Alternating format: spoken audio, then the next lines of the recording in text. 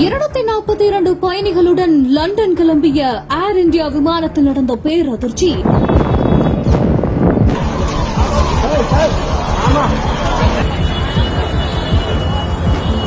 Take off ஆன அடுத்த நொடியே நடந்த அதிபயங்கர சம்பவம்.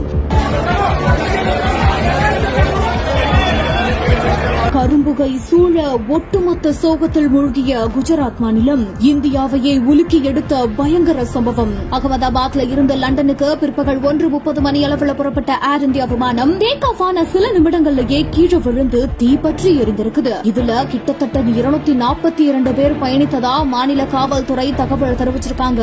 விமான நிலையத்திற்கு அருகே இருக்கக்கூடிய மேதானி நகர் குடியிருப்பு பகுதியில இந்த விமானம் விழுந்திருக்கிறதாகவும் தகவல் வெளியாகிருக்குது. இதனால ஒட்டுமொத்த குஜராத்துமே புகையில சூழ்ந்திருக்குது. குடியிருப்பு பகுதிகளில் இருக்கிறவங்களும் பாதிக்கப்பட்டிருக்கிறதா தகவல் வெளியாகிருக்குது.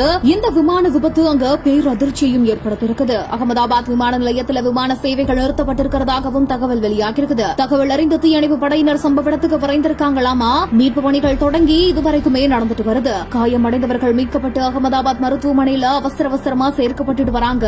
பயணித்தவர்களோட நிலைமை என்ன அப்படின்றது குறித்து விரைவில் தகவல் வெளியாகும் அப்படின்னு எதிர்பார்க்கப்படுது.